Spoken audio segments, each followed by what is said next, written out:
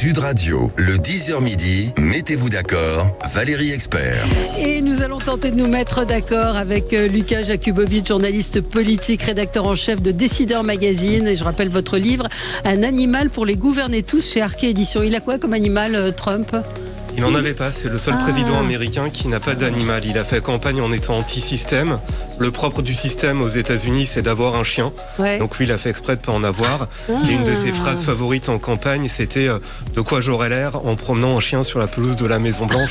Franchement, ce serait ridicule. Génial, génial. Et vous savez qu'il y a 2 nouveaux chiens qui sont arrivés à l'Élysée. Oui, il y en a même un à Matignon. Oui, absolument. On a vu les photos. On a vu les photos de Raphaël, de Gabriel Attal, effectivement, qui ont fait beaucoup réagir.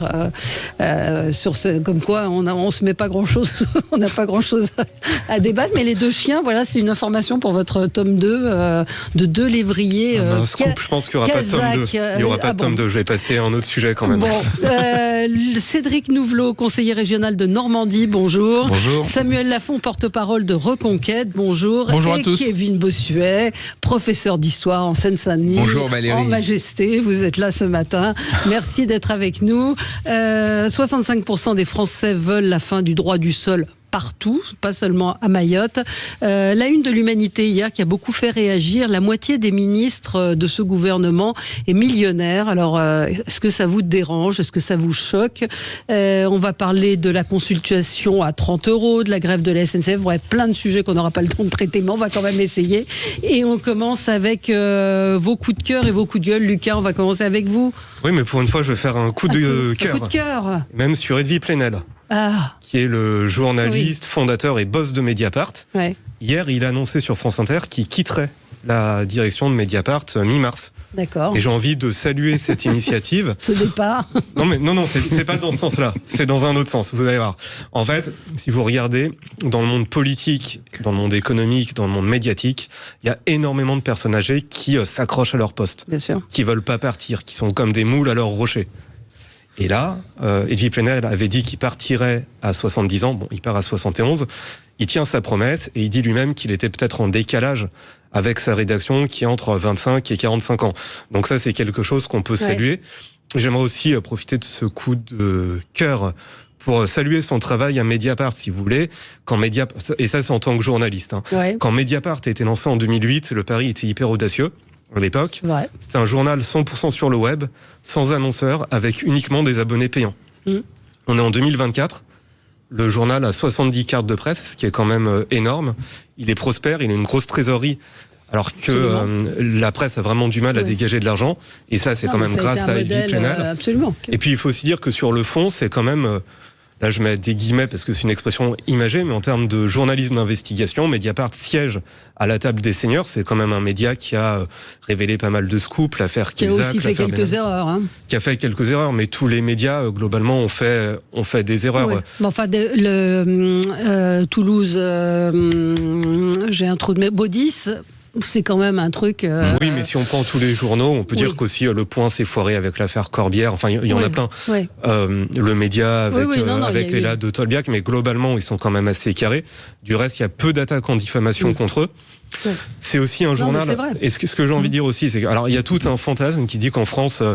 la presse est noyautée par la gauche, le monde de la culture est noyauté par la gauche. Moi, je trouve que c'est plutôt équilibré, globalement. Mediapart, ça représente... Ça l'est devenu, ça l'était pas il y a quelques années. En tout cas, Mediapart est de gauche, reste de gauche, donc c'est pas super objectif, on est d'accord, mais ils ont tout à fait le droit, ils participent, je trouve, à la démocratie, au débat d'idées, et tout ça, c'est grâce à Edwy Plenel. Donc moi, en tant que journaliste, j'ai envie de lui tirer mon chapeau. C'est un journal qui est essentiel à la démocratie, comme du reste CNews de l'autre côté, et si je devais faire quand même une petite demande à la rédaction de Mediapart. Vous êtes un journal de référence. Vous êtes la plupart des gens de gauche, du centre, de droite. Pitié, arrêtez l'écriture inclusive parce que vraiment, ça rend la lecture de plus en plus ardue. Il y en a de plus en plus.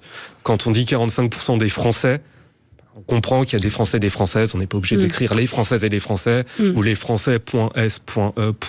Oui, j'ai vu comment des visages. Comment ça s'est terminé l'histoire de TVA d'ailleurs? C'est une question de TVA sur qui faisait payer, sous-payer.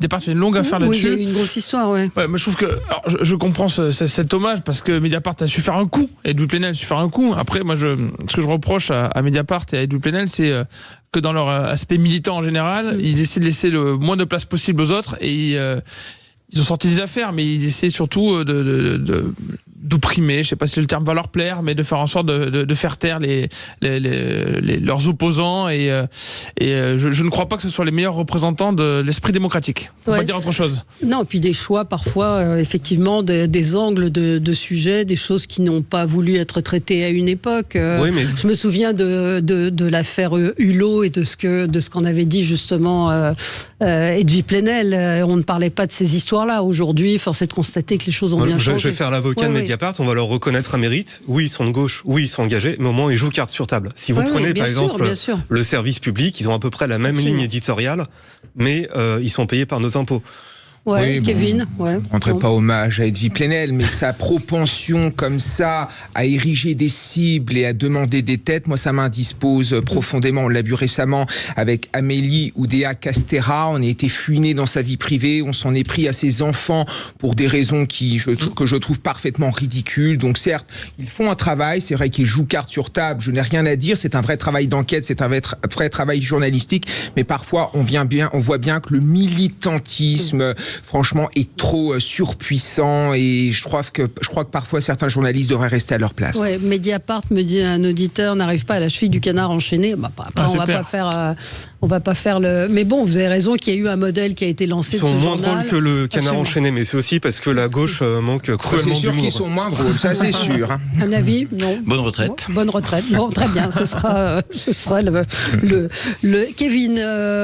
C'est un coup de cœur. Oui, un coup de cœur pour Aurore Berger qui a décidé de faire une forme d'audit par rapport à toutes ces associations féministes qui n'ont pas forcément défendu les femmes lors du 7 octobre, voire qui ont eu des propos extrêmement ambigus. Moi, je suis parfaitement d'accord avec elle parce que les subventions publiques, ce sont le fruit de nos impôts et j'estime que quand je paye quelque chose, cet argent doit être attribué à des associations qui respectent les valeurs de la République, qui respectent les valeurs de la démocratie. Ce qui s'est passé le 7 octobre est juste une honte. On a retrouvé notamment des femmes avec des seins coupés, des bassins complètement fracturés, des objets tranchants dans les parties intimes et surtout on sait maintenant que c'était complètement prémédité et que le viol est une arme de guerre. D'ailleurs, il y a les commandants du Hamas qui avaient donné aux combattants du Hamas des traductions en hébreu, par exemple, enlève ton pantalon pour humilier notamment ces femmes. Et je trouve que certaines associations féministes de gauche choisissent leurs victimes, choisissent leurs coupables. On l'a vu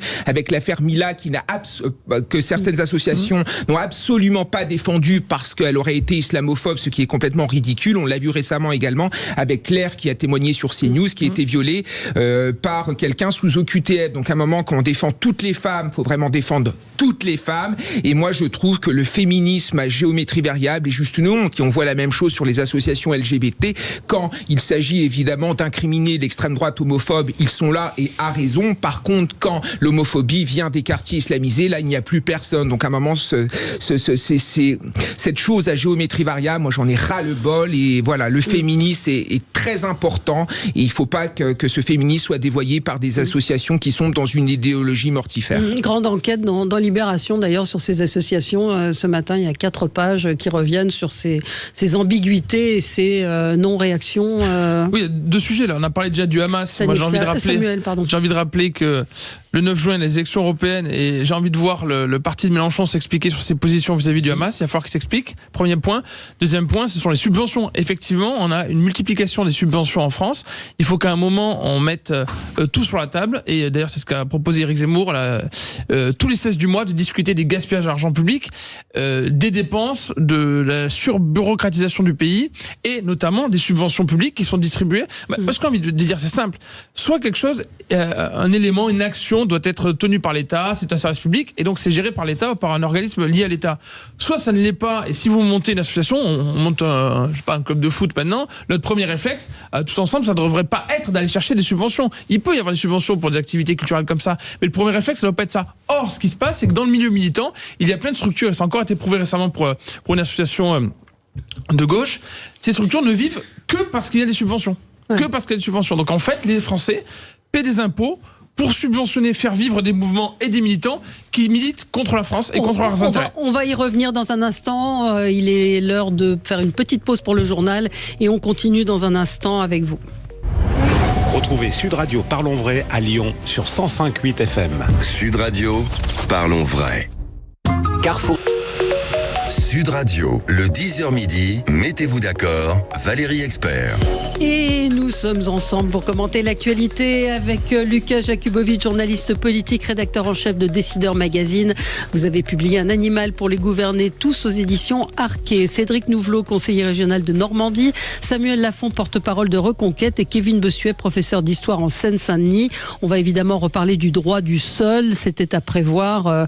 Les Français sont majoritairement favorables à la suppression du droit du sol, non seulement à Mayotte, mais partout en France. La une de l'Humanité, hier, la moitié des ministres est millionnaire. Visiblement, ça dérange beaucoup de monde. Vers une consultation à 30 € avec des contreparties, puis les grèves à la SNCF. Mais on continue notre tour de table. Je voulais qu'on continue sur les subventions. Vous n'avez pas pu vous exprimer, Cédric Nouvelot, puisque vous êtes concerné dans les conseils. Dans les collectivités, oui. Moi, je suis à la région Normandie. Je suis également vice-président du département du Calvados. Et on a dû nous encadrer effectivement les subventions. Par exemple, au département du Calvados, on vient de voter la charte sur la laïcité et chaque association qui veut effectivement ou qui prétend à une subvention doit adhérer à cette charte de la laïcité. Donc on met des règles pour permettre effectivement... C'est possible, c'est légal. Oui, vous bien pouvez, sûr, bien sûr. Donc ils doivent signer la charte, ils doivent s'engager sur les principes que l'on a mis. Ça a été voté, c'est passé, et c'est une façon d'encadrer, si vous voulez, le versement de subventions, parce qu'effectivement vous êtes sollicité pour beaucoup de choses. Il y a des choses très légitimes, puis il y a des choses qui sont plus discutables. Donc il est important d'avoir des commissions qui puissent discuter de la légitimité ou pas d'une subvention, et puis d'encadrer ces subventions. En tout cas, c'est ce que nous on a décidé de faire. La charte, elle s'applique pas qu'aux associations d'ailleurs, elle s'applique nous à tous nos services publics au niveau du département. Ça a été un engagement qu'on avait pris et qu'on a appliqué au niveau du département du Calvados. Il n'y a pas de recours si une association ne reçoit pas de subvention pour discrimination on le verra. Pour l'instant, on n'a pas eu de retour là-dessus. Écoutez, en tout cas, ça a fait une certaine unanimité au niveau du conseil départemental, nous, quand on l'a voté, et tout le monde a reconnu que c'était bien de pouvoir mettre en place une charte de laïcité. Mais surtout, est-ce qu'il y a des contrôles? Parce qu'on peut signer une charte et qu'il n'y ait aucun contrôle derrière. Oui, donc nous, on a des contrôles, effectivement, où on a les services qui demandent, où on voit les activités d'association. Et puis, la chance, quand on est au niveau local, c'est que tous les élus locaux, vous savez, on les connaît, ces associations, on se déplace, on les voit. On voit si une association fait quelque chose ou si elle ne le fait pas. Ce qui est un petit peu différent quand vous êtes au niveau étatique ou quand vous avez des très grosses associations où le contrôle peut être effectivement discutable. Mais quand vous êtes élu local, vous savez ce qui se passe sur le terrain. Ou alors, c'est que vous y allez pas, et à ce moment-là, vous avez rien à faire comme élu local. Mais c'est le boulot, il est là, c'est de se rendre sur place, de voir, de suivre ces associations. Oui, juste une réaction par rapport à ce que disait tout à l'heure Kevin, une auditrice qui nous dit donc les associations doivent s'indigner de tout ce qui est fait de toutes les femmes dans le monde. Bah ouais, j'ai envie de vous répondre, bah ouais, quand on est féministe, on l'est partout et pour tout le monde et ne pas dire ce sont des femmes juives, donc on ne les soutient pas parce que c'est quand même la raison principale. C'est principal parce qu'elle nous dit punies pour un délit de silence, c'est nouveau, celles qui ont eu des mots délictueux doivent être condamnées, mais celles qui n'ont rien dit, on invente le délit de ce qui n'a pas été dit. Non, c'est pas. On peut aussi juger. C'est qu'elles choisissent objectivement leur combat. Et on voit très bien ce qui a été dit sur Mila également. Mila n'a pas du tout été soutenue alors qu'elle a dû changer d'établissement scolaire, qu'elle a été menacée de mort, nombre de fois incalculable. Voilà, on voit très bien qu'il y a un objectif militant. Sur les subventions, je crois que vous y êtes intéressé de près. Je voulais juste lire la mairie de Paris. Je crois que c'est Jonas Haddad la semaine dernière, ou je sais plus qui nous avait lu un certain nombre des subventions pour le moins étonnantes. Il y en a une, alors je vous lis l'intitulé. Il s'agit d'essaimer le modèle de développement alternatif durable avec une perspective de genre de la Mesa Unzauna qui consiste à renforcer la gestion collective de ressources naturelles via une approche écoféministe autour d'activités d'agriculture urbaine, de gestion des déchets et la création d'espaces de dialogue sur le changement climatique et le genre à Suba en Colombie. Et vice-versa. Et vice-versa, comme auraient chanté les inconnus. Voilà. Non, je vais en profiter pour faire un peu de retape quand même pour Décideur Magazine. On a en une de notre site justement un article qu'on a publié ce matin sur les subventions les plus folkloriques qui ont été distribuées lors du fameux Conseil de Paris. Donc il y a effectivement l'écoféminisme en Colombie, il y a des plantations de manioc, il y a des ruchers pour femmes leaders au Togo pour 8 000 €, il y a des formations de professeurs de karaté inclusif à Madagascar. Pour vous, ça. Et alors peut-être aussi pour rebondir sur le contrôle de la laïcité des associations, il y a 37 000 € qui a été distribué à la FASTI, qui est une association d'aide aux immigrés, qui objectivement, on va dire, a des problèmes avec les valeurs républicaines. Par exemple, elle n'a pas été Charlie. Elle a dit que les manifestations pro-Charlie, c'était une représentation de l'ordre dominant blanc, enfin toute cette logorée-là. N'empêche qu'ils ont eu des subventions. Pourquoi ? Parce que il y a l'opposition de la mairie de Paris qui a dit quand même, c'est pas très laïque tout ça. Il y a une instance à la mairie de Paris qui est chargée de vérifier la laïcité. Sauf que cette instance est représentative de la majorité en place. Bien sûr. Donc comme la majorité est plutôt à gauche et plutôt Hidalgo, ils ont dit mais non, mais il n'y a pas de problème avec la laïcité. C'est-à-dire que si on a des comités de contrôle dans une mairie, on va disons de gauche, forcément, ils vont dire que des associations de gauche intersectionnelles respectent les règles républicaines. Donc c'est plus à l'État de fixer des cadres pour le coup. Oui. Bah, en tout cas, c'est un vrai sujet. Et du reste, pour vous donner une idée, en 2015, donc quand l'association n'avait pas fait parler d'elle, elle avait à peu près 16 000 € de subvention. Aujourd'hui, on sait ce qu'il en est, elle a 37 000 €. Ouais. Super. On continue notre tour de table avec vous, Cédric Nouvelot. Donc vous, c'est un coup de gueule ? Oui, alors c'est un coup de gueule contre l'État qui décide mais qui ne paye pas, et l'État qui décide sans prendre en compte les conséquences des décisions. Je vais parler de la suppression de l'allocation solidarité spécifique, qui peut sembler être une bonne idée, sauf que en ne payant plus cette ASS, qu'on appelle l'ASS, cette allocation, et en la transférant en RSA, l'État transfère 2 milliards de dépenses aux départements sans s'être concerté, sans avoir discuté avec les départements, qui ne savent pas d'ailleurs comment ils vont prendre en compte cette charge supplémentaire, parce que ce sont les départements qui payent le RSA.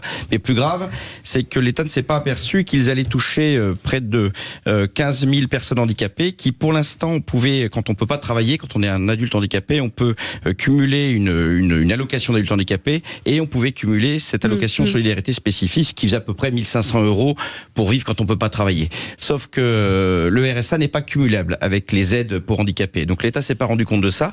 Plus de 15 000 handicapés vont le subir. Les associations de handicap sont en train un peu partout en France de réagir en disant mais attendez, ça va être une catastrophe pour ces personnes handicapées. Évidemment, l'État a décidé ça. Encore une fois, c'est un coup de com'. Il fallait à la va-vite, sans décider des conséquences, ni du côté financement, ni du côté de l'impact, concernant des populations qui sont quand même objectivement déjà en difficulté. On peut pas dire que les personnes handicapées soient forcément les mieux accompagnées au monde. Voilà. Ouais, non, c'est le cas. Et je rappelle effectivement aussi ce que nous avait expliqué la semaine dernière un de nos débatteurs conseillers de l'heure, qui a été confronté en fait à ce qu'avait annoncé Emmanuel Macron, c'est-à-dire le remboursement des fauteuils handicapés pour 2 800 €. Bien sauf sûr. Que si vous avez un fauteuil à 3 200 €, vous ne touchez rien. Exactement. C'est-à-dire que c'est 2 800 €. C'est pas 3 200. Si vous avez 3 200, vous ne touchez pas cette subvention.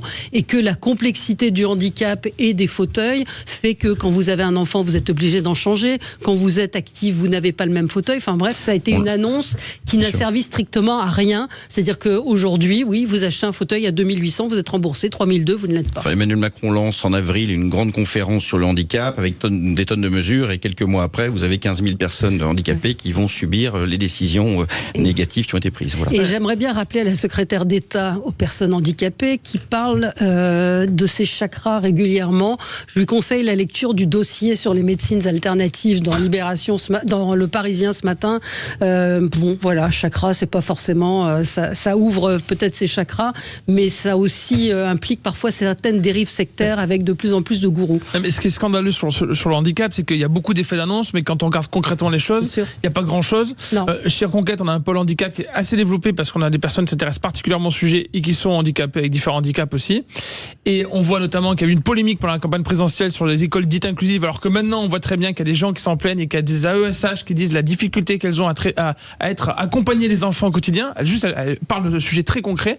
Et malheureusement, le handicap, souvent, on en parle de manière très abstraite, mais quand on va dans le concret, on parle des fauteuils pour ces personnes handicapées, on parle des enfants qui sont à l'école, on parle des personnes qui les encadrent, et bien derrière, il n'y a rien. Ouais, c'est très compliqué. Alors, votre coup de gueule, Samuel ?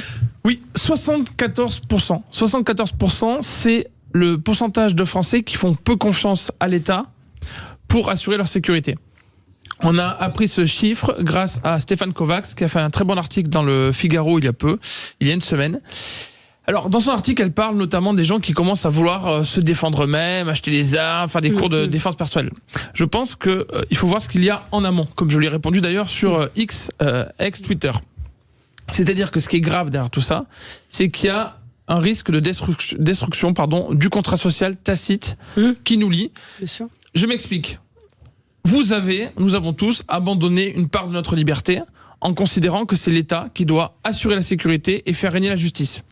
Or, si vous doutez, si chacun de nous doute, si de plus en plus de Français doutent que l'État est en capacité de faire régner la justice et d'assurer la sécurité, eh bien vous faites arnaquer. Moi j'ai envie de dire à chaque auditeur de Sud Radio, est-ce que vous aimez vous faire arnaquer ? Personnellement, non. Et la réalité c'est qu'aujourd'hui, mais il y a des gens qui se posent la question de plus en plus. Moi, je pense que non, c'est pas le sujet. Ouais. C'est que l'État doit faire en sorte d'assurer la justice. C'est ça le plus important. Et il est normal que les gens se disent, attendez, je ne fais pas de justice personnelle, mais l'État n'assure pas la justice derrière. Donc là, il y a vraiment un moment où on a eu beaucoup d'annonces qui ont été faites, notamment par Dupond-Moretti, mais avant Belloubet, on a Darmanin qui fait ces annonces. Il faut de toute urgence rétablir la sécurité. En plus, vous le savez comme moi, pendant des années, le sujet de la sécurité a été nié. On disait que c'était qu'un sentiment, que les gens exagéraient. Là, on voit que ça touche de plus en plus, et pas seulement avec les émeutes, mais dans le quotidien, de plus en plus de communes en France. L'État doit agir. C'est un sujet régalien qui est ultra prioritaire. C'est la sécurité et la justice. C'est les deux sont liés. On va y revenir dans un instant. On marque une pause. Je vois Kevin a envie de réagir. Donc, à tout de suite. Sud Radio, votre attention est notre plus belle récompense. Merci Sud Radio de donner la parole aux sans-voix. Oui. Grâce à vous, on avance. Sud Radio, parlons vrai. Sud Radio, le 10h midi, mettez-vous d'accord, Valérie Expert. Et on va parler dans un instant du droit du sol et puis de ces ministres millionnaires. Mais avant, peut-être réagir, Kevin Bossuet, à ce que disait Samuel Lafont à propos donc de cette rupture du contrat de l'État sur la sécurité et la justice. Bien sûr, on a perdu un droit qui est essentiel, c'est le droit à la tranquillité, mais aussi le droit à l'insouciance. C'est-à-dire que quand on va dans les transports en commun, quand on va dans des lieux publics, on se demande si on va être agressé ou pas, verbalement ou physiquement. Prenez le métro, moi je le prends tous les jours, je peux vous dire que quand il y a quelqu'un d'un peu suspect, entre guillemets, qui rentre dans la rame, mais les gens ont évidemment peur, et cette démission de l'État est évidemment inacceptable. Regardez ce qui se passe à Stalingrad, où il y a des craqueux qui gangrènent ce quartier, vous avez des habitants qui ont créé une milice, des habitants qui ont créé un groupe WhatsApp pour s'échanger des informations, pour voir s'ils peuvent sortir à tel ou tel endroit. Après 22h, regardez ce qui s'est passé à Saint-Ouen, dans la cité Charles Schmitt, où vous avez des habitants qui ont négocié directement avec les dealers pour être tranquilles après 22h. Et on en est là, c'est-à-dire qu'on en est à négocier notre sécurité, puisqu'on n'a absolument plus confiance en l'État. Et moi, l'été, quand je vais dans certains pays de l'Est, en Pologne, en Hongrie, en République tchèque, mais tout est normal, je retrouve cette tranquillité que moi j'ai connue quand j'avais 10 ans, dans mes Ardennes profondes. Mais qu'est-ce qu'on n'a pas fait entre-temps? Pourquoi la justice est aussi laxiste? Pourquoi finalement il y a ces verrous idéologiques qui ne sautent pas? Et quand j'entends certaines bonnes âmes de gauche nous raconter qu'on est trop extrême, qu'il ne faut pas remettre en cause le droit du sol, que c'est faire le jeu de Marine Le Pen, mais c'est le reniement, c'est cet aveuglement qui crée du vote Marine Le Pen. Regardez ce qui se passe à Mayotte. Au premier tour, Marine Le Pen fait plus de 40%. Au second tour, elle fait plus de 60%. La vérité, c'est que la montée de la droite dans notre pays, c'est le fait de la gauche, c'est le fait du renoncement, et c'est le fait, en effet, de ces politiques qui refusent d'agir pour plaire à une certaine gauche bien pensante. Alors, je vous ai vu... Non, mais c'est très subtil. C'est un discours qu'on entend tout le temps. Moi, je sais que par exemple... Lucas Jakubovic. Non, mais il y a du vrai et du faux. Moi, parce que si on parle de soi-même et du témoignage personnel, moi, par exemple, ça fait 10-15 ans que je prends le métro pratiquement tous les jours. Je me suis jamais vous prenez le métro où, monsieur? Je le prends sur la ligne 9, la ligne 13, la ligne 2. Est-ce que vous allez parfois en Seine-Saint-Denis? Est-ce que vous allez prendre le tramway T3B? Parce que le manque de subtilité, c'est aussi cet aveuglement mortifère qui confine les gens chez eux et qui ne peuvent plus en sortir. Mais c'est pas un aveuglement mortifère. Je pense que si on fait un sondage sur tous les Français qui prennent le métro, je pense pas que tout le monde le prenne avec la peur au ventre, honnêtement. Mais moi, j'entends des gens autour de moi me dire j'ai peur dans la rue d'un dingue avec un couteau. Alors ça c'est vrai. Alors par contre, là où c'est vrai, là où je rejoins ce qui a été dit, c'est que, si jamais il y a agression, effectivement, le coupable n'est jamais puni. Ou s'il est puni, c'est 5 ans après.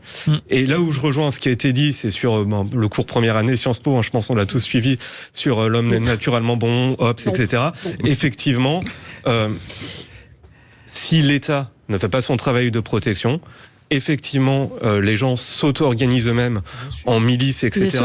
Et juste si on fait une petite perspective historique, tous les empires, toutes les civilisations qui ont été décadentes, un des points qui a marqué la décadence, c'est à partir du moment où les citoyens se sont auto-organisés en milices. Quand on prend le moment le plus sombre de l'histoire de France, c'est-à-dire la guerre de 100 ans, c'était le moment où justement la royauté et la noblesse étaient incapables d'assurer le pouvoir et la protection, c'était pas des citoyens mais au sujet. Donc, qu'ont fait les sujets, entre guillemets, ils ont eux-mêmes créé leur propre milice. C'est par exemple les jacqueries. C'était la même chose en Gaule, quand l'Empire romain était décadent avec ce qu'on appelait les bagaudes. Les bagaudes, c'était les citoyens gaulois qui se sont dit, en fait, l'Empire est impuissant pour nous protéger des barbares, et donc on va s'organiser nous-mêmes. Vous êtes d'accord avec Kevin? Sur ce point-là, oui, et avec Samuel aussi. Et un autre point aussi qu'il faut dire, c'est que... Vous extrémisez, là. Non, là, c'est une perspective. Non, mais je veux dire, j'essaye d'être un peu subtil, mais... je n'en doute pas, je savoure votre subtilité. Mais en tout cas, ce qui est aussi important, ce qu'il faut dire, c'est que un État qui est décadent, ça passe effectivement par une impuissance régalienne et aussi par une bureaucratie. Parce que plus un État impuissant, plus il est bureaucratique. Du reste, les bagaudes s'auto-organisaient aussi parce qu'il y avait trop d'impôts à payer et qui se protégeaient aussi contre le contrôle fiscal de ce qui restait de l'Empire. Alors, Cédric. Ouais, moi, je sais qu'on aime bien avoir un débat et une confrontation idéologique, mais je pense que là, on est sur une problématique de moyens, parce que les lois, elles existent, elles sont juste pas appliquées. Les moyens, l'État ne les met pas. L'impuissance de l'État, cette défaillance, comme David Lisnard parle de défaillance de l'État sur les domaines régaliens. C'est vrai, on le voit dans la santé, on le voit sur la sécurité, on le voit sur le contrôle migratoire.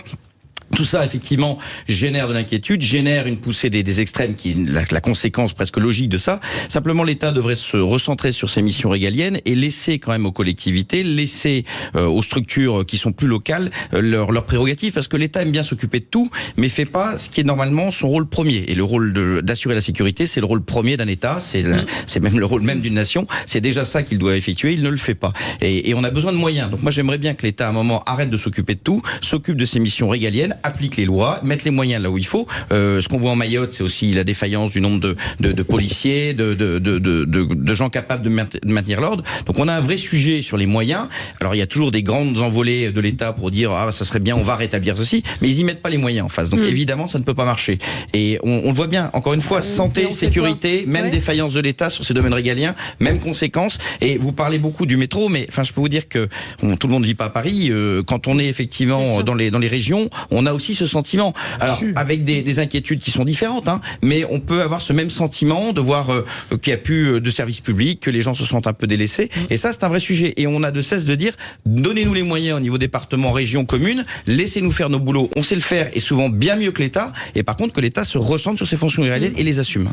C'est important ce que vient de dire Lucas Jakubowicz. Pourquoi c'est important? Parce qu'en fait, il montre qu'on a des exemples historiques qui devrait nous faire éviter certains écueils. Et malheureusement, on risque de répéter une erreur avec cet État qui refuse d'assurer d'abord ce qu'il doit assurer, c'est-à-dire la sécurité des citoyens. Ensuite, en ce qui concerne les lois, on sait que par exemple, on a un code pénal qui théoriquement est assez dur.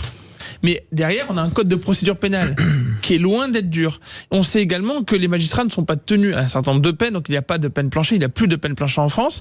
Et on sait également que la justice a été sous-financée pendant de très nombreuses années. Vraiment, on avait une des justices les moins financées de toute l'Europe. Mais là, ça a changé. Pour le coup, ça a changé. De l'argent a été mis en plus, heureusement. Ça, c'est une bonne chose, heureusement. Après, on sait qu'il y a les délais. On parlait des délais tout à l'heure. Le problème, c'est que quelqu'un qui se fait arrêter, on le sait, ça a été prouvé par les personnes qui travaillent sur le sujet. On sait que ce qui compte pour quelqu'un qui est pas un délinquant, un criminel, dans son calcul vis-à-vis de son acte, c'est la lourdeur de la peine, le pourcentage de chances de se faire attraper. Également, à quelle vitesse arrive Le Pen. Et le problème, c'est quand vous avez des gens qui au bout de 5 ans, pour le moindre délit, ne sont toujours pas jugés. Je prends 5 ans, 4 ans, 3, parfois c'est un peu moins, mais c'est extrêmement long.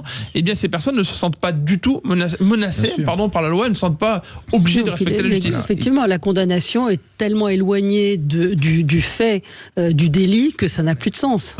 Il y a une part d'idéologie, évidemment, de certains juges. Quand on voit que 35% des magistrats sont au syndicat de la magistrature, qui est un syndicat totalement gauchiste qui érige le fameux mur des cons contre des personnalités de droite, on s'interroge. Le problème, c'est que chez certains juges, quand ils jugent, en fait, pour eux, c'est un acte politique. Et c'est vrai, l'idéologie rentre dans le prétoire. Et là, c'est problématique. Et moi, je suis désolé, les juges doivent rendre des comptes.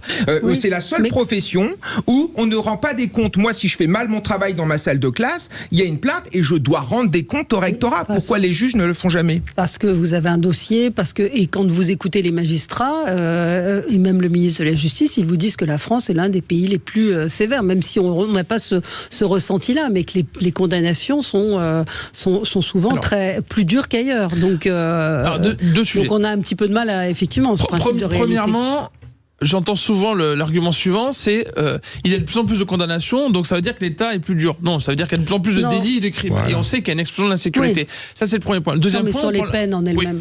On parlait d'actes, malheureusement, il y a de plus en plus de crimes et de violences, notamment contre les personnes, aussi de cambriolage. Sur le fait que qu'une partie des juges soient militants, c'est un vrai problème, parce que les personnes qui vous parlent sans arrêt de la séparation des pouvoirs oublient aussi l'équilibre des pouvoirs. Et quand un juge refuse de condamner sévèrement une personne par acte militant, parce que vous avez une partie de ces juges, on parlait du syndicat de la magistrature, qui considèrent même qu'il ne devrait pas avoir de prison, que la prison entraîne le crime, etc., qui sont dans un délire idéologique. Il n'y a pas d'autre expression, c'est un délire idéologique. Ça va contre le bon sens, mais contre les études qui ont été faites sur le sujet. Eh bien, ces gens-là, ils outrepassent leur fonction. Et donc, moi, ce que je dis, c'est simple. Si les juges ne veulent pas redevenir simplement la bouche de la loi, c'est-à-dire appliquer bêtement le code pénal, eh bien, s'ils ne veulent pas faire ça, s'ils ne veulent pas rentrer dans cette condition-là, eh bien, il faut qu'ils se rappellent qui juge au nom des Français, dans l'intérêt de la France, pour la sécurité de tous et pour que les gens puissent croire collectivement à une justice. Oui. On va marquer une pause et on se retrouve dans un instant. On va parler du droit du sol et puis de nos ministres millionnaires. À tout de suite. Sud Radio, le 10h midi, mettez-vous d'accord, Valérie Expert. Sud Radio, le 10h midi, mettez-vous d'accord, Valérie Expert. Alors, on va traiter de ce sujet qui vous passionne. J'ai vu des réactions d'auditeurs. La moitié des ministres du gouvernement seraient millionnaires, posséderaient donc, auraient un patrimoine supérieur à 1 million d'euros. Alors, vous avez les chiffres, Cédric Nouvelot. Je les ai lus ce matin. Voilà, mais vous les avez notés. Madame Oueda, qui était à 7 millions. Monsieur Dupond-Moretti à 5 de mémoire. Et Gabriel Attal à 1 million. Mais bon, moi, franchement, je pense pas que ce soit la chose la plus importante. Moi, je m'occupe pas tant de leur compte en banque que de la façon dont ils gèrent le compte en banque de la France. Vous voyez, c'est plus ça qui m'inquiète que leur compte en banque. Leur compte en banque en soi, bon, écoutez, tant mieux, ils ont réussi, ou alors ils ont des familles qui ont réussi, tant mieux pour eux. On juge pas sur le compte en banque les gens, bien heureusement, on juge sur leurs compétences, leurs capacités, surtout quand ils sont au sommet de l'État. C'est plus ça qui m'inquiète que le reste. Et encore une fois, je pense que c'est sur ça qu'on doit les juger et pas sur le reste. Oui, Lucas Jakubowicz. Donc moi, j'ai lu l'article de l'Humanité et en filigrane, il y a quelque chose qui me dérange, c'est le ton. C'est-à-dire que si on est millionnaire, enfin si on est riche, forcément on agit au service des riches et on s'en fiche des catégories les plus modestes. Donc déjà, c'est un biais. Qu'est-ce qui nous dit vraiment que plus on est riche, moins on s'intéresse aux plus démunis ? Il n'y a aucune source qui le montre. Et même si on part du principe qu'un millionnaire est rationnel économiquement, dans un pays, quand les classes moyennes vont bien, les plus riches s'enrichissent plus vite que dans un pays qui est inégalitaire. Donc on pourrait penser que un millionnaire, s'il veut s'enrichir, va faire des politiques en faveur des classes moyennes. Et ce qui me dérange aussi, c'est d'avoir l'opposition qui critique entre guillemets ce gouvernement de millionnaires, alors que quand on regarde tous les chefs de file de l'opposition, ils sont tous millionnaires. Oui. Jean-Luc Mélenchon est millionnaire, il me semble que Éric Zemmour doit l'être, Marine Le Pen l'est. Oui. Voilà, c'est comme ça. Voilà. Et rien nous dit non plus qu'un candidat qui serait au SMIC serait meilleur. Et du reste, il serait peut-être même plus sensible à la corruption. Sabrina nous dit c'est indécent, ce n'était pas le cas de De Gaulle et Pompidou. Alors Pompidou, je pense qu'il avait un appartement sur l'île Saint-Louis qui devait pas être donné même à l'époque. Et ce qui est gênant effectivement, c'est je suis pauvre mais je ne veux pas que les autres soient riches. C'est un peu ça qui. Nous aussi on est riche, c'est seulement en pressurisant les plus pauvres. Et c'est toujours suspect. Dupond-Moretti a été un des plus grands avocats de France.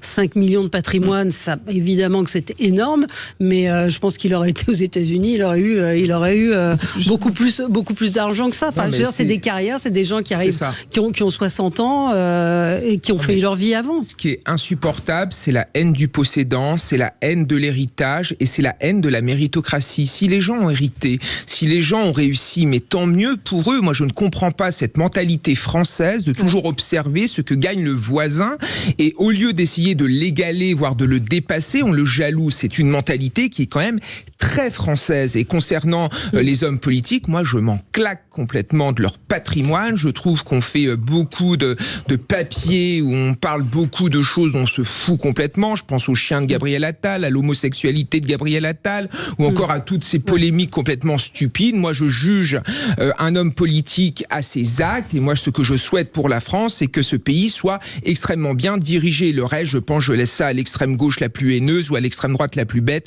Moi, ça m'intéresse pas trop. Oui, alors effectivement, De Gaulle payait ses factures d'électricité. Certes, c'était il y a combien 60 ans maintenant, 60 ans. Quasiment 60 ans. Donc les choses peuvent aussi changer. Et, en fait, le vrai sujet derrière tout ça, c'est d'abord la question d'exemplarité. Où on parlait de Gaulle sur les factures d'électricité. En fait, ce qu'attendent les gens, c'est une exemplarité de leurs élus et de leurs responsables politiques. Et également une déconnexion. Parce qu'effectivement, vous pouvez avoir quelqu'un de très riche, je prends l'exemple des États-Unis, il y a une partie de la gauche en France, de journalistes de gauche, qui n'ont pas compris pourquoi des Américains pauvres votaient pour Donald Trump. Ils n'ont pas compris véritablement. Ils ont essayé d'expliquer en prenant plein de sujets différents, plein d'explications différentes, délirantes. Simplement, pourquoi une partie des Américains pauvres ont voté pour Donald Trump, on le sait maintenant, c'est parce qu'ils avaient le sentiment que Donald Trump les comprenait et qu'ils allaient agir pour lui. Tout simplement, ils s'en fichaient que Donald Trump soit milliardaire. Et donc beaucoup plus riche qu'eux. Ils se sentaient proches de lui d'une certaine manière. Et donc le problème en France, c'est surtout qu'il y a une déconnexion entre ce que vivent les Français au quotidien. Alors je rappelle pas toutes les questions qui sont posées à des politiques sur le prix d'une baguette de pain, sur un ticket de métro, un ticket de bus, sur ce que vivent les Français au quotidien, il y a une déconnexion entre ce que vivent les Français qui s'appauvrissent malheureusement de plus en plus, qui doivent souffrir de la baisse des services publics, de la disparition des services publics dans de nombreuses communes, notamment dans les villages, mais aussi dans les villes moyennes et les petites villes, qui voient la désertification médicale prendre de plus en plus de place en France, qui voient tous ces sujets du quotidien, et en face, des politiques qui se sentent déconnectés. Ce n'est pas parce qu'ils ont beaucoup d'argent qu'ils sont déconnectés, mais il faut que ces gens-là se rendent compte de ce qui se passe réellement dans le pays. Il faut faire aussi attention quand même que ça ne jette pas quand même une mauvaise image des élus, parce que là on parle des élus ministres qui ont réussi, très bien, qui sont millionnaires, très bien pour eux, mais vous avez quand même 90% des élus en France qui sont bien loin d'être riches, qui ne font pas ça pour des revenus, je le dis, parce que c'est pas avec une indemnité de maire adjoint de maire que vous faites fortune. Vous dépensez beaucoup plus que ça ne vous rapporte, et ils le font plus par conviction. Apparemment de leur territoire que pour le reste. Donc, faut faire attention parce qu'il y a toujours une espèce de campagne en disant en gros, les élus s'enrichissent, les élus font ça pour... Non, bien souvent, et encore une fois, dans la quasi-totalité, vous avez des élus qui le font par conviction, par envie, et qui le font pas du tout pour des raisons financières, bien au contraire. Donc, faut faire attention parce que ils sont pas millionnaires, la plupart des élus, ils passent beaucoup de temps. Mais si vous prenez le cas de Dupond-Moretti, je pense qu'il gagne beaucoup moins en étant ministre de la Justice qu'en étant avocat. Là où je rejoins Samuel, c'est sur la déconnexion, c'est-à-dire que effectivement, on vit dans une sphère, mais qui est le cas d'un certain nombre de personnes qui ne prennent pas le train, qui n'ont pas besoin, qui prennent pas leur billet de train, qui n'ont pas besoin de trouver un médecin. C'est cette élite entre guillemets ou ces privilégiés, plus par leur relation que par l'argent, qui peut être critiqué. Moi, j'aurais tendance à dire qu'en politique, la déconnexion, elle n'est pas forcément liée au patrimoine du responsable, mais je dirais plutôt à sa provenance géographique. Ce qui devrait plus nous inquiéter, par exemple, dans l'actuel gouvernement, c'est que 50% des ministres en exercice sont nés à Paris ou en petite couronne. Ce qui pourrait inquiéter aussi sur la déconnexion, c'est quand on regarde les députés de la NUPS, vous en avez un tiers qui sont élus en Ile-de-France, 40% si c'est LFI. Ce qui peut inquiéter sur la déconnexion, c'est regarder par exemple la composition du groupe parlementaire Europe Écologie Les Verts. l'Assemblée nationale. Ils sont 23, d'accord. Sur les 23, vous en avez 2 qui sont élus dans le centre de Lyon, 3 qui sont élus dans le centre de Paris. Et vous en avez, j'avais calculé, plus de la moitié qui sont élus dans le centre de ville de plus de 100 000 habitants. Donc pour moi, c'est une déconnexion qui est plus problématique que l'argent. Par exemple, on parle de Dupond-Moretti qui est millionnaire, d'accord, mais Dupond-Moretti, il est fils de femme de ménage. Oui. Il sait ce que c'est, la pauvreté, il s'en est tiré. Et je pense qu'il comprend davantage les classes populaires que quelqu'un qui n'est pas millionnaire, mais qui travaille par exemple dans le milieu associatif, dans une grande ville qui n'en est jamais sortie. Mais c'est oui, et puis on ne connaît pas le passé de chacun d'entre eux. Enfin bref, mais c'est vrai que voilà, ça. Alors Sabrina me dit on ne jalouse pas les députés, pas le temps, on bosse. Non, mais c'est Sabrina, j'ai pas dit que vous étiez jalouse. Elle m'insulte. Enfin, elle m'insulte. Elle me dit que je l'insulte. J'ai pas dit que vous étiez jalouse. Je parle du papier du Parisien, de l'Humain, qui insinue ça. Il y a ce côté-là sous-jacent dans cet article.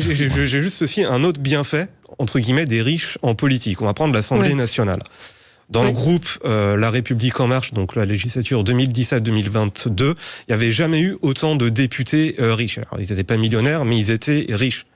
Alors, on les a beaucoup traités de Playmobil, mais en réalité, c'était pas forcément le cas. Quand vous regardez entre 2017 et 2022, vous avez beaucoup de députés qui se sont dit, en fait, moi, je me reconnais pas dans la ligne politique.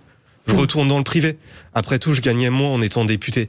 Et donc, en fait, quelque part, c'est aussi une soupape démocratique, parce que quand on a des responsables politiques qui ne vivent que pour leur argent, que pour leur gamelle, ils sont prêts à accepter n'importe quelle couleuvre. Et pour moi, c'est pas des bons dirigeants politiques. Non, mais ce qui est insupportable, en fait, c'est l'essentialisation. C'est remettre les gens dans des cases et les mettre que là-dedans. C'est ce qu'a fait d'ailleurs Guillaume Pelletier chez Sonia Mabrouk sur CNews, quand il a dit que le fait d'être homosexuel, ou du moins de ne pas avoir d'enfants, ne nous permettait pas de comprendre ce que étaient les problématiques de l'enfance, qui était, à mon avis, totalement stupide. Et quand on prend l'histoire de la gauche, vous prenez Jean Jaurès, vous prenez Léon Blum, ils ont beaucoup fait pour les classes ouvrières, et je ne pense pas qu'ils étaient pauvres. Donc à un moment, il faut prendre un peu de hauteur et arrêter de mettre des gens dans des cases. On juge des gens à leurs actes et non pas à ce qu'ils sont. C'est ça un jugement démocratique. Mais il peut y avoir le ressenti de se dire ils sont déconnectés, ils vivent, ils n'ont pas de problème de fin de mois, donc ils ne peuvent pas comprendre ce que vivent les Français. Cette question se poserait pas si, encore une fois, les Français étaient satisfaits de la politique qui était menée. Bien sûr. Même sujet, on revient sur la défaillance de l'État. Enfin, les gens se posent des questions. Effectivement, cette déconnexion, on le voit bien. Et puis après, il revient quand même au Premier ministre, au Président, quand il constitue un gouvernement, effectivement, d'avoir une certaine représentativité. On parlait du manque de représentativité géographique. On peut en parler effectivement au niveau économique. Je pense que c'est pas bon quand c'est pas fait comme ça, parce qu'effectivement, on a du mal d'entraîner toute une nation quand on a l'impression qu'on n'est pas suffisamment représenté. Quand c'est Paris, les métropoles. Le problème, c'est, on parlait des Ardennes tout à l'heure. Je vous parlais du Gard. Chez moi, à Nîmes, la réalité, c'est que franchement, un grand nombre de Français ont l'impression que la France est dirigée que par Paris ou par des métropoles. Et quand on parle, alors tout à l'heure on parlait d'exemple de ticket de métro, mais on sait, on en discute depuis tout à l'heure, qu'il y a également les transports, les trains, la désertification médicale. Et on en parle souvent sur Sud Radio. Il y a beaucoup d'endroits où malheureusement dans les médias, on a l'impression que les gens ne vivent qu'à Paris, que personne n'a le permis de conduire parce qu'en fait ils habitent à Paris, qui sont totalement déconnectés de la grande majorité des Français. Et oui, et juste encore un truc sur la déconnexion. Je crois qu'il y a 70% des salariés français qui travaillent dans le secteur privé. Il me semble, il y en a 30% qui est fonctionnaire. Qu'est-ce qui est le mieux ?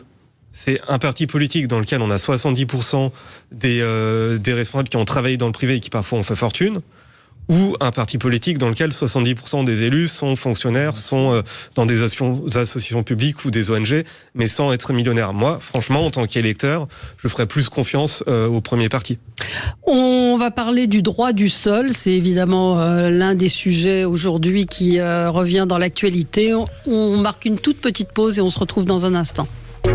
Sud Radio, le 10h midi, mettez-vous d'accord, Valérie Sud Radio, le 10h midi, mettez-vous d'accord, Valérie Expert.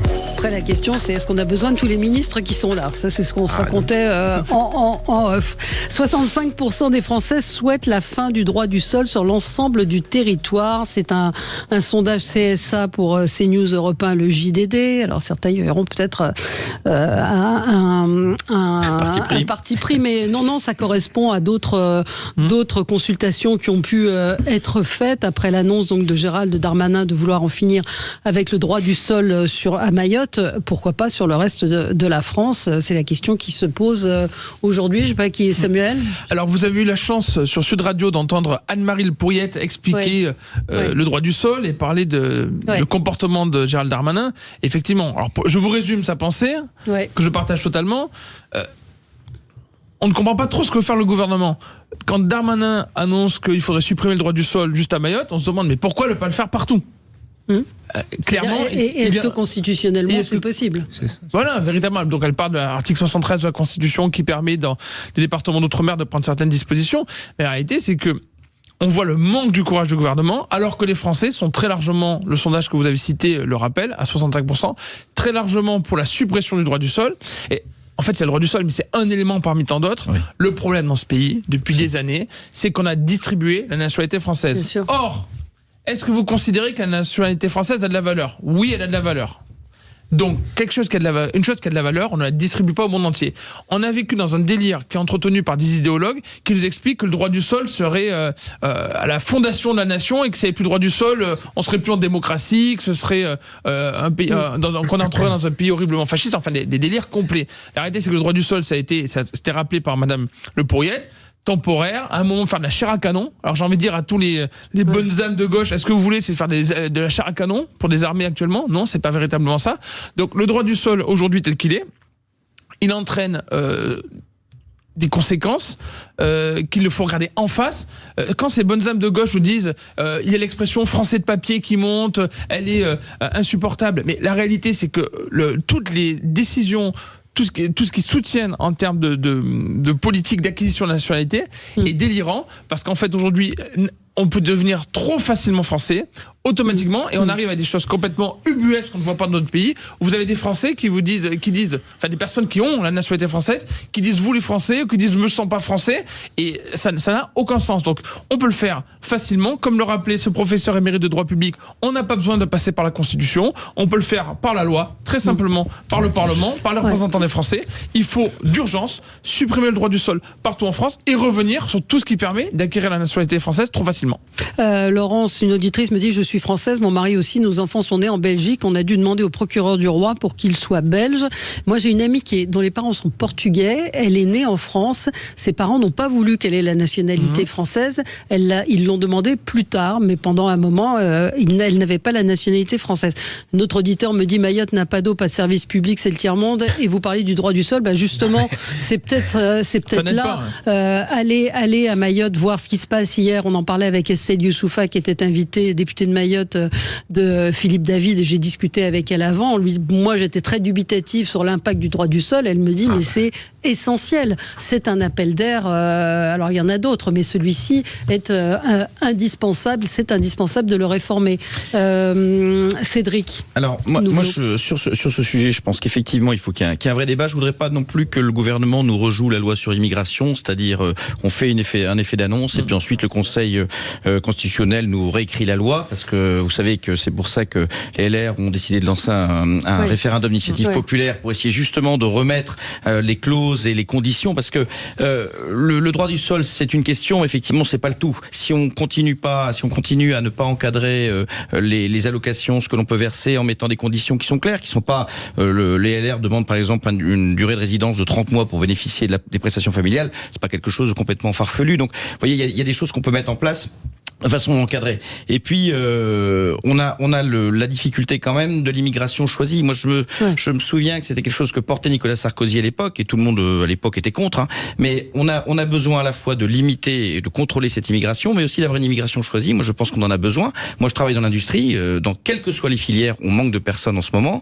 Qu'on ait cette possibilité donnée au Parlement de voter à un moment un certain nombre de droits d'entrée serait pas complètement fou. Moi je pense qu'on en a besoin au contraire pour notre économie, parce que sinon c'est toute une économie qu'on met en panne, hein. Hier, j'étais sur un haras en pleine Normandie. Ils ne trouvent plus de personnes pour encadrer les chevaux. Vous voyez, on a des sujets, mais quelles que soient les filières. Vous prenez l'hôtellerie, restauration, vous prenez l'industrie. Donc, on a quand même ces sujets. Donc, oui, effectivement, revenir sur ce droit-là. Si c'est pas, encore une fois, un effet d'annonce qui derrière sera retransformé comme ils savent le faire, oui, mais en n'oubliant pas qu'il y a derrière d'autres problématiques, l'encadrement d'un certain nombre de choses concernant l'immigration et la possibilité aussi de pouvoir avoir une immigration qui soit bénéfique au pays et évidemment sans revenir sur le le droit d'asile, ça c'est quand même quelque chose aussi sur lequel il faut rester ferme. Il y a des pays objectivement où il y a besoin d'avoir la possibilité d'accueillir les personnes chez nous. Quand on a des guerres, quand il y a des difficultés, etc. Puis un dernier point, moi je suis de Normandie, on a la problématique à Ouistreham, un certain nombre de migrants. Pour le coup, je suis pas sûr que si vous voulez la suppression du droit du sol change quoi que ce soit pour ce type de migrants-là, parce que ils viennent en France souvent pour passer en Angleterre. Donc encore une fois, ça sera pas l'alpha et l'oméga de la politique qui permettra de résoudre l'ensemble des problèmes. C'est qu'une partie. C'est un point important, mais derrière, ça ne doit pas cacher tout le reste. Et je me méfie toujours d'un gouvernement qui a l'habitude de cacher un petit peu la forêt avec l'arbre. Des annonces, ils font des effets d'annonce qui ne sont pas suivis des faits ou qui sont encore une fois redétricotés, et ça c'est plus problématique. Lucas, sur l'effet d'annonce non suivi des faits, c'est typiquement le cas. D'ailleurs, j'ai même eu de la peine pour Gérald Darmanin, parce que s'il annonce pas la fin du droit du sol à Mayotte, il se fait taper dessus. Donc il l'annonce, mais en réalité tout le monde sait, même lui, ce qui va se passer. Ils vont faire une proposition de loi, la proposition de loi va être censurée. Enfin, même le projet de loi va être censuré par le Conseil constitutionnel, parce que Mayotte, c'est un département français, et c'est une inégalité entre tous les citoyens. Donc de toute façon, c'est impossible. Et on rejoint ce qu'on disait en milieu d'émission, c'est-à-dire qu'en fait, il y a les citoyens finalement ne font plus confiance. Donc on va dire à l'État pour leur sécurité, c'est ce que vous disiez, mais c'est aussi pour les promesses, parce que si on fait des tonnes de promesses qu'on est incapable de tenir, évidemment les citoyens ne vont plus croire en l'État, et c'est dramatique. Ouais, bien sûr. Non, mais en plus, ça paraît tellement simple. En fait, faut se mettre à la place des Français. On dit il y a un problème à régler. Tout le monde voit qu'il y a un problème à régler. Réglons-le. Je rappelle quand même qu'il y a 500 000 personnes qui entrent en France, immigrées chaque année. 500 000. Mais vous imaginez des villes autour de chez vous, la taille d'une ville, d'une grande ville chaque année, c'est juste délirant. Ça n'a jamais été le cas auparavant dans l'histoire de France. Il n'y a aucun autre pays qui fonctionne dans ce délire. Donc tous les gens, moi je dis à tous les auditeurs... Il y a l'Allemagne actuellement. Il y a l'Allemagne qui commence malheureusement. Mais j'ai envie de dire à tous les auditeurs de Sud Radio, quand on vous dit, regardez, ça a toujours été le cas, c'est comme ça que ça se passe, c'est normal, ça doit durer. Mais non, c'est faux. Vous le savez, et tous les Français, enfin 70 à 90% des Français sont d'accord avec vous. Quand vous êtes dans la rue, je dis tout le temps la même chose. Quand vous êtes dans la rue, vous regardez autour de vous, vous avez 7 personnes sur 10, 9 personnes sur 10 qui sont d'accord avec vous, qui se rendent compte du problème du délire migratoire, qui savent qu'il y a des liens avec l'insécurité, qui en ont assez. Il faut mettre un stop. On attend du gouvernement qu'il le fasse le plus vite possible. Parce que, non, mais je crois qu'il faut se remettre dans le contexte de Mayotte. C'est 50% d'étrangers, c'est ça. Un tiers de clandestins, des gens qui ont peur continuellement, des bus qui sont caillassés, des écoles qui se protègent avec des barbelés, des murs qui sont remontés. Le fait de porter une montre ou d'avoir un scooter, c'est un signe de provocation. Et là-bas, c'est à la machette. C'est la culture de la machette qui a été importée. Donc évidemment qu'il faut en finir avec le droit du sol, mais ce ne sera pas suffisant. Parce que ce qui attire aussi les étrangers à Mayotte, c'est évidemment les aides sociales. Et il faut aussi supprimer les aides sociales pour les étrangers. Et enfin, quelque chose qu'on ne dit pas assez.